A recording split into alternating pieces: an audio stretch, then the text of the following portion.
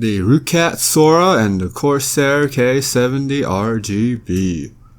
Which one is gonna come out on top? I'm RioGeon and welcome to RioGeon Keyboards.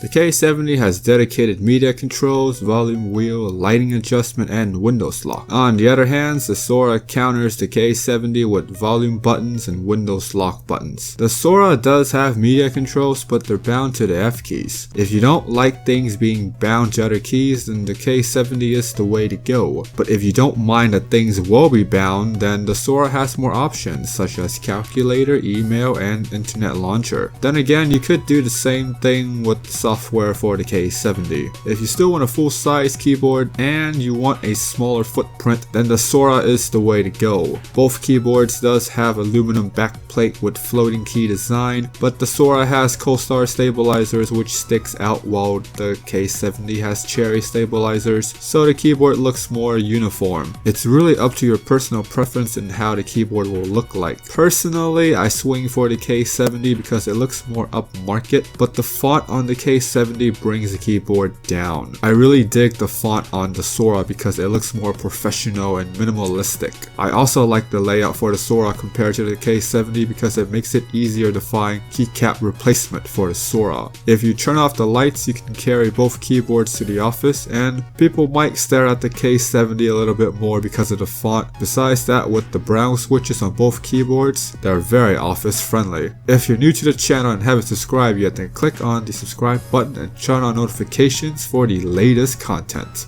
The K70 uses authentic Cherry MX switches, which is one of the keyboard's selling point over the competition. It's a proven switch for reliability and has earned the trust of many consumers. The ROCCAT SUORA uses TTC switches, which is a clone of the Cherry MX, and it's not widely known like KO or Gateron. In terms of reliability, it's up for debate because the switch could be more reliable than Cherry MX, or it could be less. Since ROCCAT is a somewhat big name company in the gaming gear market, I think they must believe that the TTC switch is a good switch, which is why they're willing to put their name behind it. Personally, I would prefer to take the Cherry MX over the TTC, seeing that it's more reliable and it's proven. But of course, I'm sure that the TTC should be pretty reliable as well. The SUORA uses Corsair stabilizer, which does feel more precise than Cherry MX stabilizer, but at the cost of the stabilizer being very annoying to take out and clean. If you don't ever plan on taking out the keycaps, then you should be good going with the SUORA. The K70 uses Cherry stabilizers, which doesn't feel as precise as the Corsair, but on the plus side, it's very easy to clean. But of course, it wouldn't matter if you don't plan on taking out the keycaps. Personally, I would prefer the Cherry stabilizers over the Corsair because I do take out the keycaps and I do replace them as well. Both the K70 and the SUORA RGB uses thin ABS, which is typical for the gaming keyboard market. I would prefer them to use higher quality keycaps, but it seems like the majority of people that buy the keyboards either don't know about high quality keycaps or they don't care. Otherwise, we wouldn't be having expensive keyboards using the thin ABS keycaps like the K95 Platinum. The Corsair keycaps seems to be cleaner than the SUORA on the inside, but if you don't take out the keycaps, then you won't really notice a difference. Personally, I would pick the SUORA's keycap over the K70 because I like the font on those keycaps a lot more. The SUORA has cable management slots, while the K70 have extra feet on the bottom to completely raise the keyboard. If you want to have a sleek desk setup and you don't want to drill extra holes in the desk, then the SUORA might just be the way to go. On the other hand, if you are tired of keyboards only having one angle, then the K70 can rise the entire keyboard up if you feel it's more comfortable that way. Both keyboards have rubber feet, so they will remain planted during both angles. As a heads up, the K70 bottom feet does not have rubber on them. Both keyboards have braided cable and both have silver tip USB. The K70 has a USB pass-through, which can be very convenient if you plan on attaching extra things on the keyboard. Also, the K70 has a wrist rest if you feel like plastic wrist rests are very comfortable to you. Personally, I don't like the wrist rest, but it's there.